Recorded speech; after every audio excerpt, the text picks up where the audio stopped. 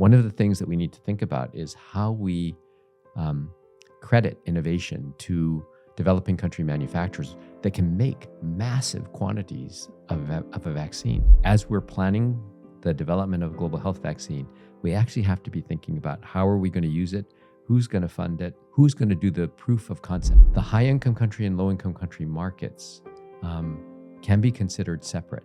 So why not teach, like we did during COVID, a developing country manufacturer, tech transfer the ability to manufacture one of these vaccines to a DCVM, developing country vaccine manufacturer, and have them make 50 million doses. Welcome to today's episode of the Health Equity Podcast, where we bring together world leaders who are really working on bridging gaps in health equity for medicines, vaccines, and diagnostics so that patients all around the world can get access to these commodities. Today's guest is Dr. Jerome Kim, who's the Director General of the International Vaccine Institute in Korea. Welcome, Jerome. Thank you very much. It's really an honor to be here to discuss the work of IVI in health equity for vaccines in general. Just a little bit on IVI. We're an international organization that was set up with a mission to discover, develop, and deliver safe, effective, and affordable vaccines for global health. And that mission was just modified last May to include empowering countries to achieve vaccine security. And we accomplish this through training and technology transfer and really educating people about the end-to-end process around vaccines and biologics. So, Jerome, can you tell me a little bit more about your personal mission and commitment to enable broader access to vaccines globally? And why is that so critical right now? That's a great question. You know, we had a very broad consensus around the benefit of vaccination for the world's children. And really that drove the creation of Gavi and the Global Fund. And, you know, we vaccinate more and more children. We save 3 million lives a year, probably from the efforts of Gavi. And, you know, all of that started in the early 2000s. So it really hasn't been that long that we've been committed to this goal of reducing morbidity and mortality from vaccine preventable diseases. IVI evolved at around the same time. And the concept was as a complement potentially to Gavi, an organization that was going to develop vaccines for diseases that exist primarily, but not exclusively, in low and middle income countries. The idea being that at that time, as today, the big companies, the big pharmaceutical companies that invest heavily in innovation are not going to do that for the diseases that exist primarily in low and middle income countries. So you won't find Merck working on a cholera vaccine or a vaccine against invasive non-typhoidal salmonella. And it's that idea that these are diseases that are vaccine preventable, that are cost effective, that may have other even broader implications for education, physical development, cognitive development, poverty, and economic development of countries that has driven IVI to work on what we call the unincentivized vaccines. Mm-hmm. So these are often the neglected of the neglected tropical diseases because they don't even make WHO's NTD list. But we know that several of them kill 200,000 people a year. Group A streptococcus, or we call it strep A for short, which people in the US know causes strep throat, which is a pharyngitis or sore throat caused by infection, kills 500,000 people a year. Wow. And not a single major company is working on a vaccine. And why is that? Why are we seeing fewer and fewer major companies investing in vaccine development? We're seeing that in our research, where we're seeing many companies leaving infectious disease R&D overall, but also especially in vaccine research. Why is that happening? So, you know, we thought we had the answer to that question, and it turns out we may have had only a part of the answer. We used to say that this is a balance of risk versus benefit for the companies. And so that if we could de-risk something by, you know, getting some funding from, say, Bill and Melinda Gates to take something into phase 1, that those data would then show that as a proof of concept, the vaccine might protect, and that might get some companies interested. The problem is that when you look at the companies that do innovation research, like Merck, Pfizer, GSK, Sanofi, they're not necessarily only interested in how much a vaccine will generate from a profit perspective. So if you think before COVID, or now excluding COVID vaccines, the vaccine that generates the highest revenue is pneumococcal conjugate vaccine, which Pfizer, has the clear lead on, and it makes them $5 to $6 billion a year. So when we talk about Group A strep vaccines, and we've done the modeling and the business case, and it might generate for the first company that develops a vaccine that is able to deploy it in the United States or Europe, $2 billion a year, which you'd think, oh, that would be reasonable, especially if somebody else was underwriting the risk. Right. And what we heard from a company was, it's not the $2 billion. It's what we could be working on that would generate even more than $2 billion. So if we're going to prioritize something, we're going to prioritize anti-cancer drug that, isn't given to 30 million people or 300 million people a year. It's something that can be used that will generate $15-20 billion in its first year of introduction. So vaccines just lose out. So companies that are based in low and middle income countries also need significant revenue to sustain their operations and deliver on the life-saving vaccines that they actually produce, right? So they would also need longevity, long-term contracts in place. What are some of the things that are evolving globally, policy-wise or market commitment-wise, that is actually incentivizing manufacturers globally to get into the game? So I think it's, we have to consider the different models, right? The high-income country, innovation, R&D focused multinational pharma, which had brought, just innumerable innovative products for diseases that when I started medical school were, had a survival of 2 months, are now, consistent with 1, 2, or 3 year survival. That's amazing. On the one hand. On the other hand, if you happen to be a large Indian vaccine manufacturer, you're selling a vaccine at $1 to $2 a dose. You don't have profit to invest in research and development. Right. So, and not being able to do that means that, you might be willing to take on a vaccine that IVI comes to you and says, we have the funding from Gates to develop this. We will tech transfer it to you. And, if you make it, if you sell it on the global health market, IVI will not request any royalties. That's just the rule. But anything else that you get, the 20 cents or 30 cents on the dollar, you can keep. Well, you have to make a lot of vaccines to make a profit from 30 cents per dose. And it really gets to the idea that how do they then make an investment in the next big thing? And what is the next big thing? They sell 200 million doses of a new global health vaccine for $2 a dose. And how do you generate innovation? So I think one of the things that we need to think about is how we credit innovation to developing country manufacturers that can make massive quantities of a vaccine. So you need a combination of cutting edge technology coming from potentially biotech companies all around the world. And you need a combination of manufacturers that are willing to make vaccines available, to meet the demand globally At a global health price. At a global health price. What are some of the incentives that we need to have in place that will make the difference to engage the vaccine industry? The differences in the vaccine industry, some are still attractive to big pharma, some for biotech companies to actually innovate and come up with the next generation vaccines. But also the local manufacturers around the world. What are some of the incentives that we need to build? So I'll use Group A strep because we've been working on it, and we actually just recently had a conference co-sponsored with WHO on how we get strep A vaccines over the finish line. So again, a disease that kills 500,000 people a year. Many of the people don't die in childhood, although they acquire the infection in childhood. What happens is the disease damages heart valves. And eventually a person goes into heart failure and dies of heart failure or complications of heart failure. And that doesn't happen until you're 20 or 30. So when you're in the peak of your productive life, when you're having children, in fact, Many women die as a complication of pregnancy because Right. pregnancy increases blood volume. That increase in blood volume increases stress on a heart that's already damaged.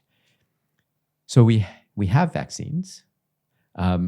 We think that they will go forward and they'll be successful potentially in preventing pharyngitis. Mhm. But do they actually prevent rheumatic heart disease? And that's the big question. And since it may take 20 years to find that question out, the answer to that question, developing country manufacturers are saying, so even if you pay for this, we won't know that this works. We won't have a recommendation from WHO about the use of the vaccine, which may mean that WHO may be reluctant to pre-qualify the vaccine, Right. which means that Gavi won't think about putting it on their list of priority vaccines.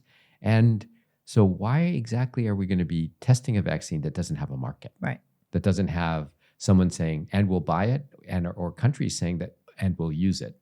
And so one of the things that we're doing is, and one of the reasons we had this conference was to say, is there a faster way than waiting 20 years? In fact, there is.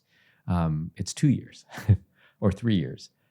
But again, when you're a developing country manufacturer, you have to prioritize the same way the big high-income country companies do. Do I work on this or do I work on a new rotavirus vaccine? Right. Or, how do I prioritize? And it would help if someone like the Gates Foundation or Open Philanthropy said, and we will help you fund this. We understand what the issues are, but we think the world needs a vaccine against strep A because it's a pathogen that is developing antimicrobial resistance, not necessarily penicillin, but to clindamycin, azithromycin, all of the second-line drugs. And so as a result of that, a vaccine would be enormously cost-effective. It would prevent all these women from dying during childbirth. And, one of the things is to have a family. It's usually not the first child. It's usually the second or third child. Right.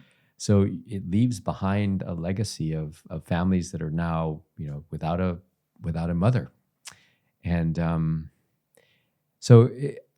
but working through this, putting into place the thinking that will get an expeditious review and recommendation for use, will get this put on the Gavi strategy for immunization, which is going to be difficult anyway. And that matters because it expands access in countries, because then every country will also prioritize this. And then the other part is, of course, that it may be a vaccine that targets school-age children. So if you think about countries, one of the things you have to do is you have to work within their vaccination systems. Many countries aren't planning for school-age vaccination. They're planning for EPI vaccinations in childhood, but not necessarily for... so again, how we do this, how we incentivize countries to take it up, how we identify early user countries to kind of make the real world evidence case that this is really enormously beneficial, are things that, as we're planning the development of a global health vaccine, we actually have to be thinking about how are we going to use it, who's going to fund it, who's going to do the proof of concept. RSV is a leading cause of illness and death among infants and young children, since we're on a subject of childhood vaccines. And 90% of RSV deaths actually occur in low and middle income countries. And since 2023, there's been 3 RSV preventative medicines that have been approved by FDA, but approval doesn't always mean progress, right? At the end of it, because you need not only approval, you also need access. How do you think we can bridge that gap to ensure that scientific advances, whether it's a vaccine, whether it's an RSV drug, actually reach children in countries where the need is greatest? And that's actually, I think, something that we have to really look at the perspective here. For instance, if you look at Tdap, the standard 3-valent vaccine, childhood vaccine, diphtheria, pertussis, and tetanus. In the United States in 1980, it was about 70 to 80% vaccination rates. The rest of the world, it was minimal. It took 30 years to get the rest of the world to 80%. And of course, it dropped during the pandemic, and now it's, largely come back up. But when you look at the newer vaccines like rotavirus or pneumococcal conjugate or HPV, vaccines that we know are enormously efficacious. Let's see, rotavirus vaccine was introduced in 2007, approved by the FDA. By 2009, about 70% of American children were getting rotavirus vaccine. Rotavirus as a disease disappeared. Medical students trained after 2009 probably have never seen a case, which is great, right? In 2009, WHO approved it and recommended it. And now 40% of children around the world still haven't received a single dose of rotavirus vaccine. So this is now 20 years later. Right. HPV is even worse because it was introduced at about the same time. Its uptake is even lower. Pneumococcal conjugate is about the same. I mean, it was introduced again around the same time. The delay in the application or the access to innovative vaccines is significant. Now, the big companies will say, well, we have these donation programs. We do provide vaccine to Gavi, which is true, they do. But what is really needed is a company that isn't going to make 10 million doses available. It's a company that's going to make 200 million doses every year. Right. Or companies that will do that and will do it for a price that isn't low. So at one point, pneumococcal conjugate vaccine was 50% of Gavi's budget. Right.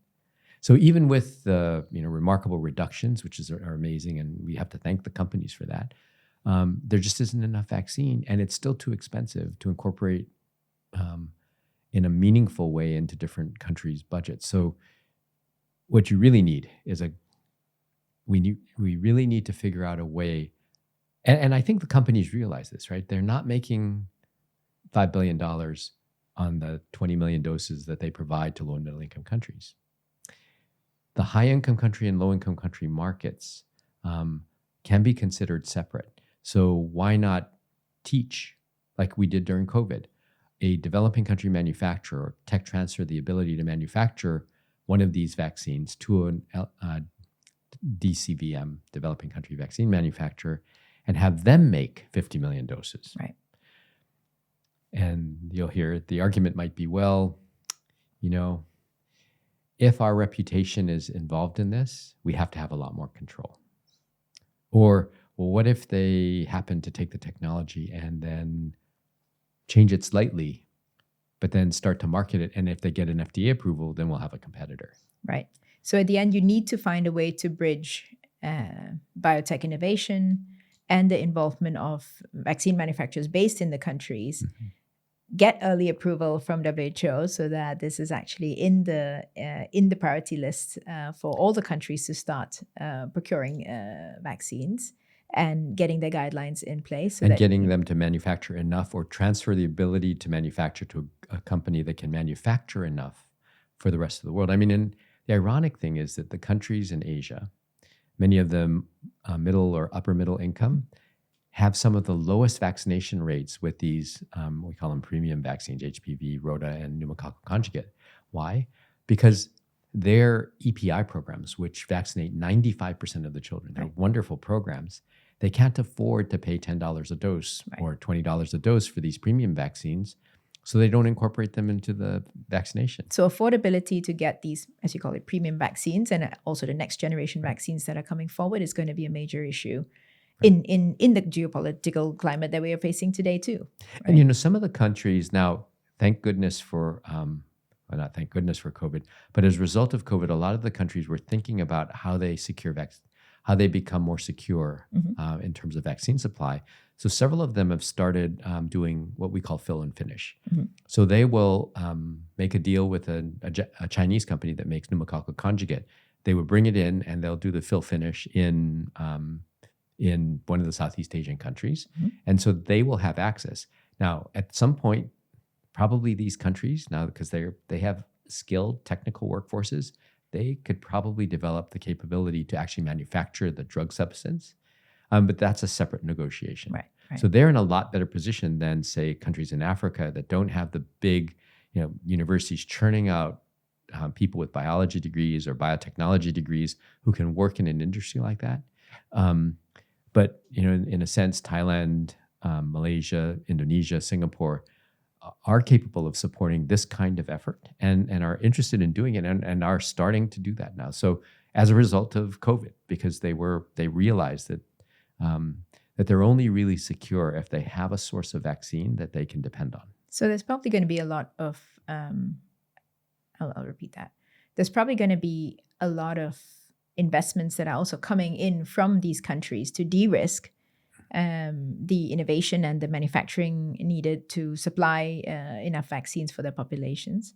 So can you tell a little bit about what's happening in that space? Like, are we actually seeing governments around the world willing to invest in early access to vaccines or innovation, invest in manufacturing, technology transfer agreements, so that more vaccines are actually being made in their land, so that you have regional availability of some of these vaccines?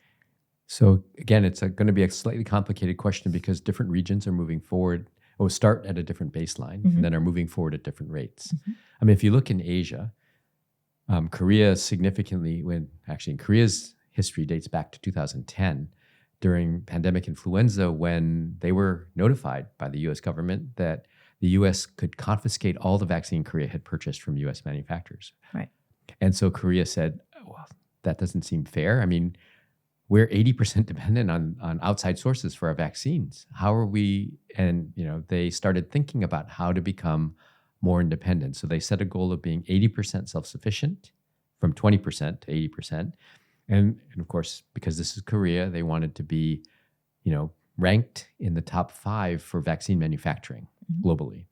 And so over the course of now 15 years, they are about 50% self-sufficient for vaccines, with a goal to be 80% by 2030.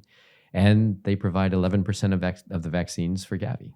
11% of the vaccines that's globally used By Gavi, right. The Gavi purchases are coming from Korea. So again, it's possible, but it takes a while.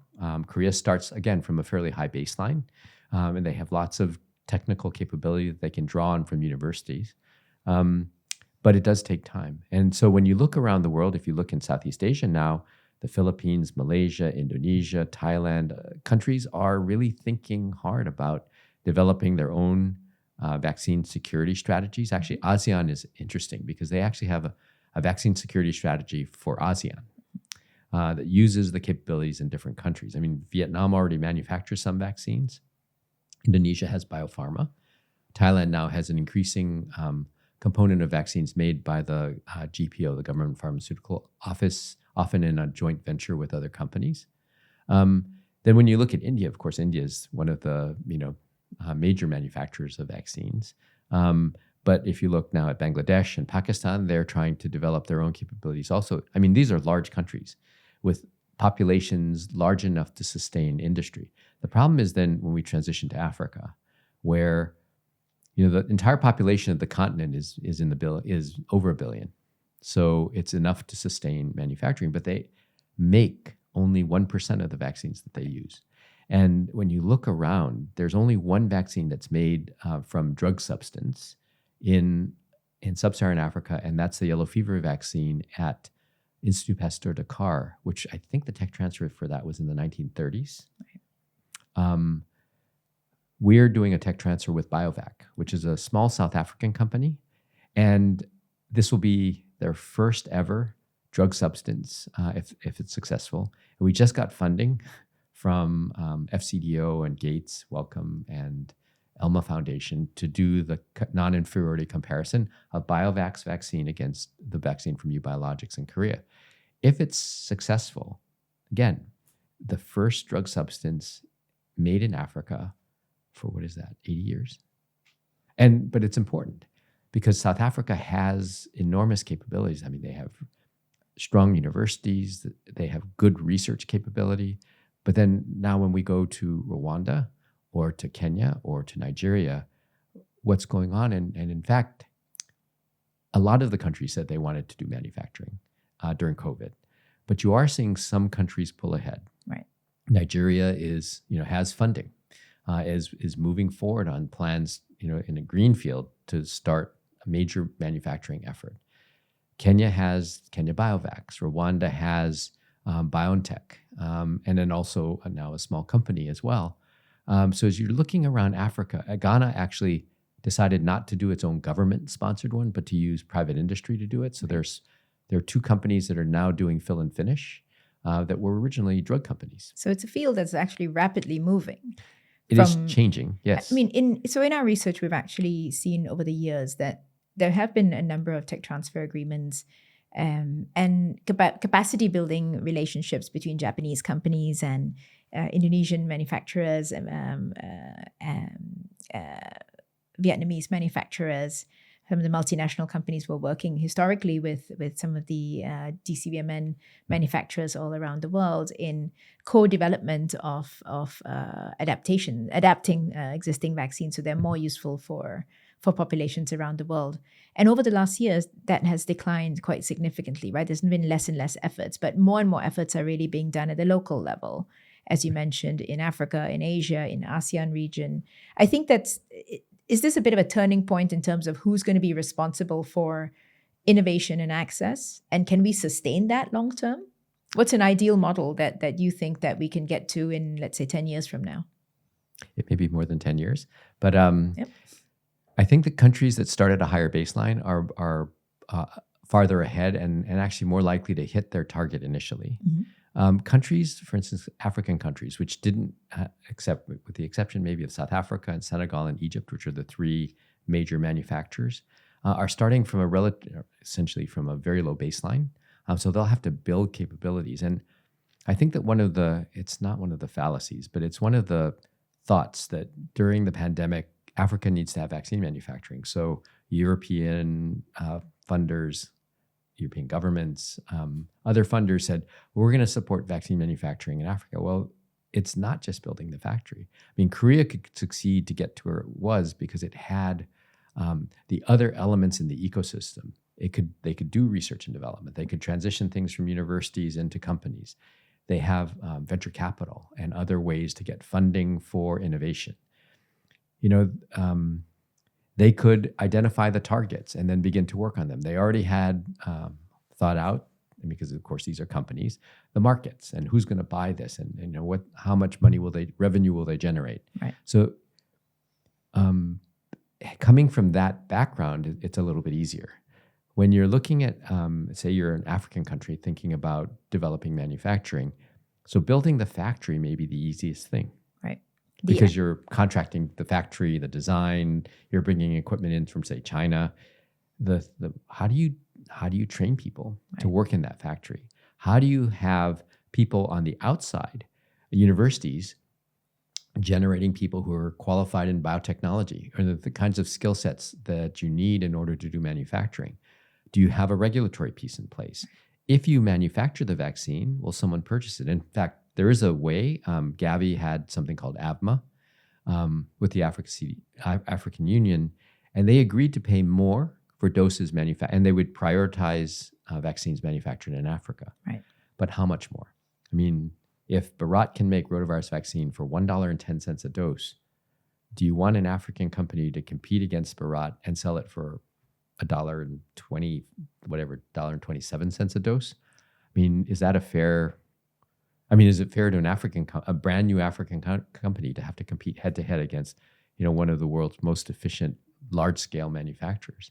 I mean, in a way, there are models where you want to procure from multiple sources, right? Mm-hmm. So UNICEF made that decision a number of years ago to manufacture, to sort of purchase from multiple sources so that you're actually not over fragmenting the market, but you are securing multiple supply chains for your purchases, assuming that there's enough volume altogether and assuming that there are multiple choices to work with in that sense. Wouldn't that be an important model for African manufacturing to follow, where someone would buy from Bharat and from the local manufacturer 50%, so at least you have two sources coming in? So that would be, in theory, how it would work best. Mm-hmm. And countries, and particularly the countries that are trying to build their new manufacturing capabilities, have made commitments to purchase what they make, mm-hmm. which is important. But then in the end, and what we're worried about is, back in the 1990s, Zimbabwe made antiretrovirals. Right. And what did the world do? It turned, even Zimbabwe eventually turned to Indian manufactured because they were cheaper.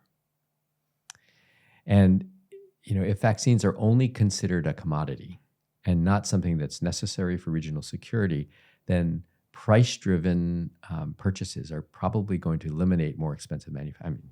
Theoretically, that's how the market works. Right. And so there has to be a recognition that in order to have this capability and to keep it and make it sustainable, you have to tolerate higher prices. Right. Until an African company can compete head-to-head with Serum or Bharat or Biological E. And when will that happen? I mean, they'll need time to build up the capability. Now, You see this in other industries. So, when Korea is developing a new industry, whether it's semiconductors or televisions or smartphones, they're going to protect the market, which means that, yes, you're paying more probably in the end.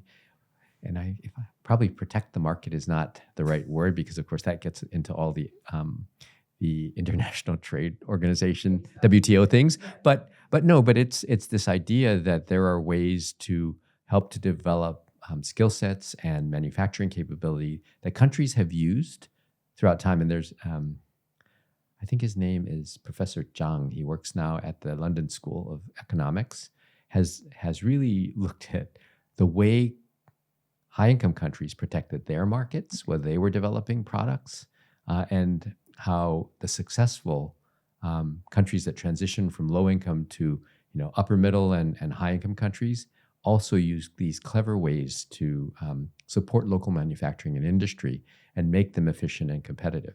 Right. But again, those are things that we have to think about separately. So we're also seeing that companies expand their vaccine pipelines, but our research has shown that low and middle income countries are still underrepresented in clinical trials compared to high income countries. While many low and middle income countries, such as South Africa, actually have capabilities to develop vaccine studies and eventually be involved in development of vaccines itself. In the African continent, we saw that it hosted only 1.1% of all clinical trials in 2023, and 35% of the countries have not hosted a single industry-sponsored phase 2 to 4 clinical trial. So IVI has actually joined the Global Clinical Trials Forum, which actually aims to sustain and strengthen clinical trial ecosystems all around the world. What does this participation actually mean in terms of more inclusive and better participation in clinical trials? I mean, are you seeing that this will make a huge impact on equitable representation, and is that going to change vaccine confidence and eventual access to vaccines? Mm-hmm. So again, I think that this is a really important question, and we are asked it actually in different ways at different times. So during COVID, people said, "Well, why aren't we doing clinical trials in Africa?" And often the answer was because there aren't the sites that can do this. In fact, in Africa, in just about every African country, you can identify at least one, sometimes more than one, site that has done regulated clinical trial research that has been audited by the major clinical research organizations and is passed with flying colors. I come out of HIV vaccines, and we worked with 4 sites in Africa. They are outstanding in their ability to execute clinical trials, to recruit large numbers of volunteers, to make sure that everything is done, all the I's are dotted and the T's are crossed according to good clinical practice guidelines. It's not hard to do. I think that it's primarily that the big pharma companies, and particularly the fact that they contract with international clinical research organizations, they're not that familiar with the capabilities within countries. I can use an example. Mm-hmm. So for the typhoid conjugate vaccine that IVI developed and worked with SK Bioscience on, we wanted to do a phase 3 trial, and we decided to do it in Nepal because Nepal has a high burden of typhoid. So we engaged in a 1-year program of strengthening the clinical sites, of training them in good clinical practices, of actually bringing the participants, the workers in these sites, to sites in India for hands-on training to observe how clinical trials were done in one of the Indian sites that does an outstanding job at executing clinical trials. And then when they did the phase 3 trial, they did an amazingly good job. No major findings. I mean, they passed the audit with flying colors. And then they did a cholera vaccine trial, also phase 3, also an outstanding job. And then when COVID came, Sanofi said, "Do you know anybody in Nepal? Because our CRO doesn't work in Nepal." And we said, "Yes, we do." And so Sanofi engaged these clinical trial sites, and they did an amazing job. Sanofi was so impressed that they came back after COVID and said, "We're doing our RSV trial. Can you enroll subjects?" And so they're partnering with IVI.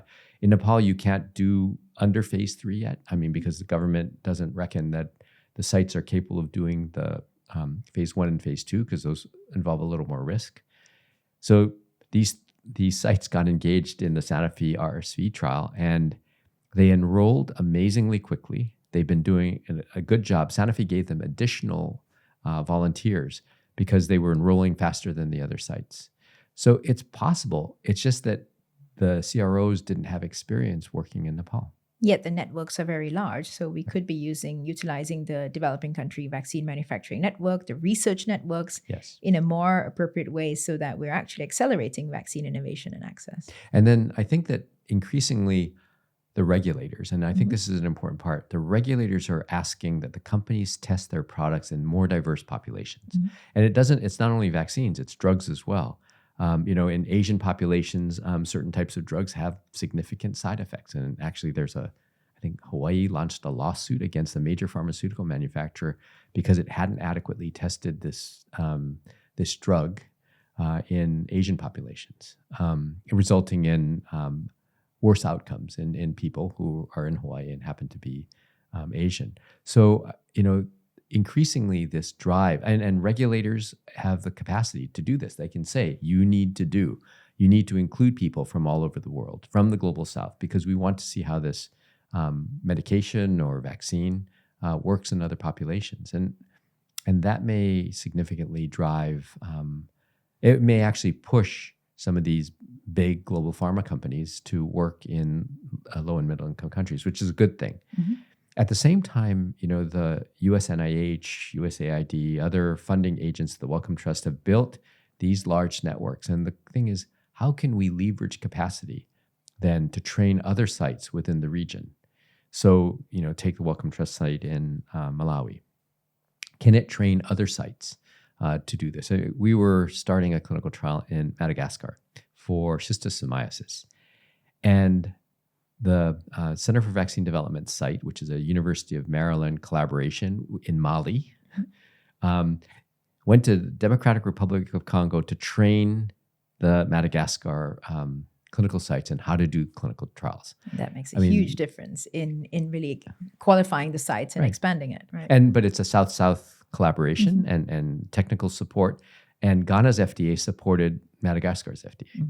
So again, using different parts of the African network to train and strengthen other parts that are weak. I mean, it's that kind of integrated thinking around how we make this happen that really is going to be the key, other than the factories to manufacture vaccines, is really going to be key to ensuring that Africa has not only the factories, but the capability sets end to end that will support manufacturing of vaccines and biologics. Vaccine confidence is a really integral part in driving acceptance of vaccines.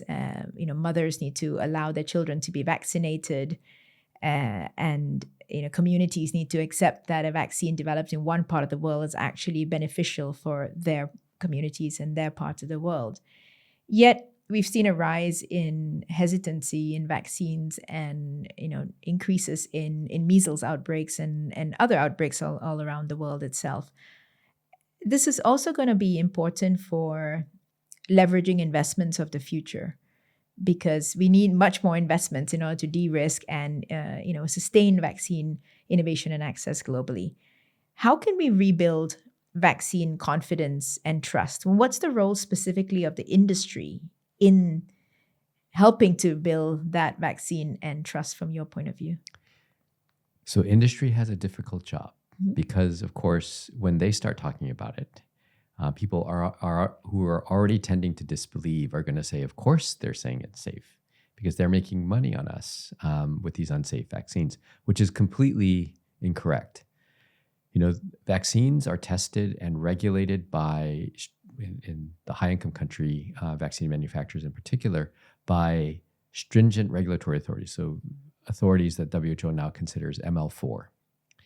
And these regulatory authorities really do understand benefit and risk and track serious adverse events or vaccine-associated adverse events or adverse events that appear or could be related to vaccination.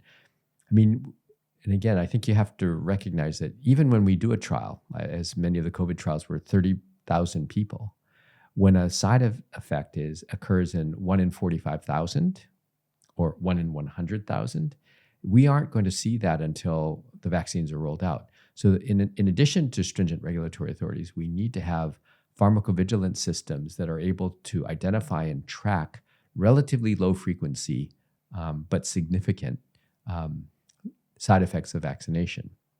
And we need to have organizations that look into them, because sometimes they may happen, but they may not be related to vaccination at all.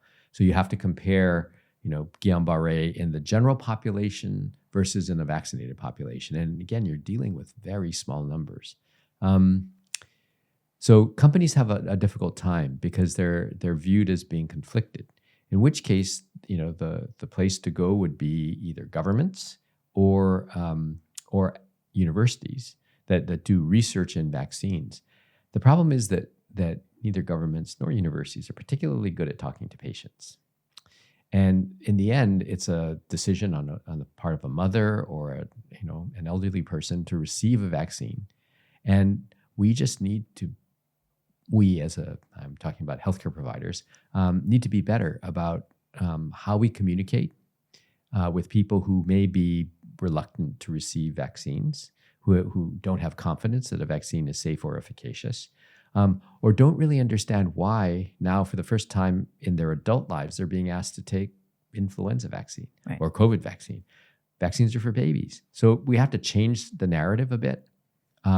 We have to emphasize, we have to be able to talk about safety and engage people not as a doctor in a white coat with a, wagging your finger and saying, I've got a, degree from X university, but really to address their concerns, and then to really begin to help them understand the way diseases interact and how vaccines act to prevent usually disease as opposed to infection, but how vaccines work to prevent these. I think the other part is, and these are stories and they're just anecdotal. So I'm not speaking from a systematic review perspective, but when countries are conducting these massive campaigns, sometimes a woman will travel 5 kilometers with a baby to be vaccinated and then be told, well, we ran out of vaccine. Right. Or, they'd opened a bunch of, 10-dose vials and, they had to throw them out because they were past their expiration. And, those kinds of things make it much more difficult to convince people that it's worth taking the walk to go and get vaccinated. So I think countries can work on delivery. Actually, we had a really interesting discussion with a group that is paying people to come for vaccination. They're able to operate in some of the most dangerous parts of Nigeria and get vaccination rates up above 80%. Right. And it's not it's not a huge amount of money, but it gets people. And when you have a program like that, you can ensure that the logistics are working, because again, the payment system is a different way to activate all the other things that we need in order to make sure that the logistics and the tracking and the documentation of doses is correct. So that's another thing. I guess another one is around, and maybe this isn't the right time to be thinking about ways that we can incorporate electronic records into vaccination. So I remember my introduction to the WHO vaccination cards when we were doing a phase 3 trial in Thailand, and we were trying to figure out a way to identify who had received vaccines and who hadn't. And they went to this vaccination box, which WHO had developed in a non-technical age, and it worked. Now we have these systems that can do iris scanning or other types of identification that are GDPR compliant, that can be rolled out, that can contain information. And so if a mother says, my baby received X, you do the scan and no, your baby didn't. Your baby got this vaccine. Right. So having more electronic records or a registry of the different vaccines, so you can make sure that the right vaccine is reaching the right and that person. if the person has a side effect, that it's actually due to the vaccine that they think it was, rather than or that they've been vaccinated at all, because sometimes they think it was a vaccine, but in fact it was an injection of something else. Yeah, an important aspect for a mother is also how many times you bring in a child for a vaccine, or how many vaccines individually you need to take. So there is an innovation agenda that the industry needs to be aware of and innovate on. Can you describe a little bit about that in terms of what can the industry do at large, right? So biotech, large pharma, developing country vaccine manufacturers, what can they do to actually be part of that innovation agenda? What are the next generation vaccines that's going to make a mother want to vaccinate her child better? So that's an interesting question because it gets to actually two different issues. In one, it's the vaccination schedule. And in another, it's the things that incentivize companies to put vaccines together. Mm-hmm. Because if you're a company, by and large, you don't have an incentive to do that. Because you spent, and so I'll just use a major pharmaceutical company, say you're Merck, or no, Sanofi, and you're trying to put together now an 8-valent vaccine. Well, you've already developed them individually. Mm-hmm. You spent $500 million to $1 billion to do that. And now someone's saying, so now you have to put that vaccine into this and combine it. And they're saying, so what's in it for us? We've already spent all this money developing that and developing this, and now you want us to put them together. Mm-hmm. Who's going to pay for that, and how much will it additional money revenue will it generate? And it happens all the time. I mean, as soon as you talk about putting things together, they'll say, well, why do we need to do that? It's just as easy to give them separately. And who's going to pay for the cost of showing that they're compatible, that they don't interfere with each other, that they actually generate the correct immune responses? So that's one part. A second part that's related to that is, say we had a patch, and we could put everything on a patch. So now there are no needles involved, which makes it much easier to administer. You don't actually need a nurse. You can have a patch. And the companies are saying the same thing. Why would we take something that we spent $500 million to develop in needle and syringe form and convert it to a patch? Because now we have to pay the original cost, and then we're paying for this cost. And who knows if anyone's going to use the patch? And you have to keep the patch on for 5 minutes. Who's going to watch the baby? And when we talk to the people who administer vaccines, they're saying, well, when we inject, it's done. And we don't have to watch the child. They're done, they leave. Who's going to make sure that the patch stays on? Right. So, there are a bunch of kind of technical questions and practical questions. Mm-hmm. But a patch doesn't need a nurse. So all these people who are complaining about, you can give it to a village head person and they can administer it and stay with the mom. Right. And they would also then become advocates and saying, I didn't have to travel all the way. Right. And my communities don't have to be afraid of going to a nurse or have the stigma associated with going into a hospital mm-hmm. setting for this.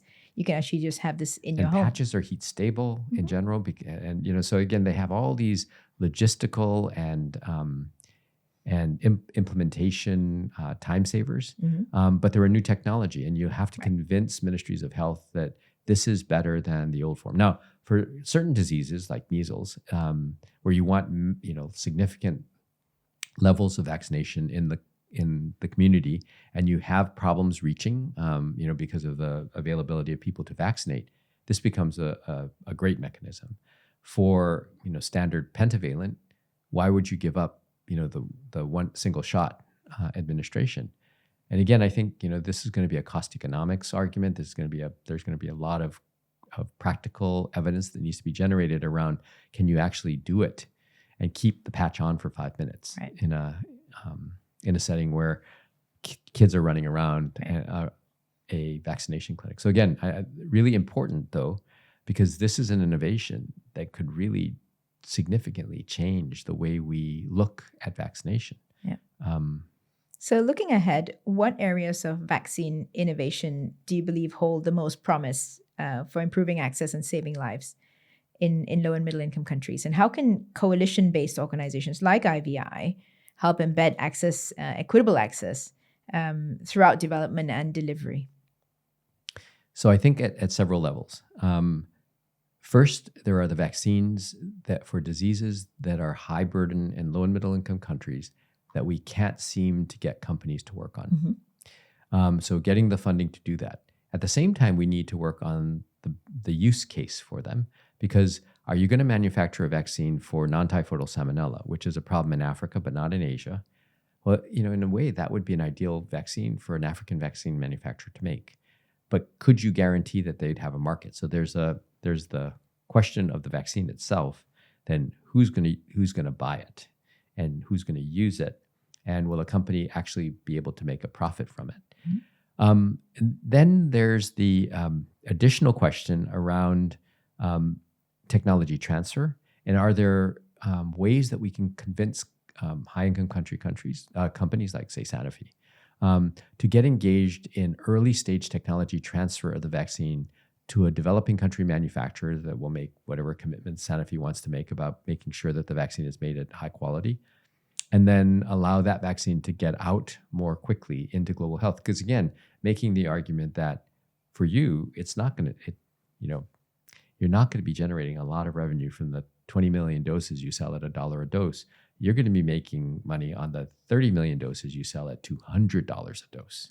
And so again, but we have to be able to assure the companies, really make sure that their interests are preserved in addition to the access part in global health. So looking ahead, what gives you the most optimism when it comes to making equitable access for vaccines a reality?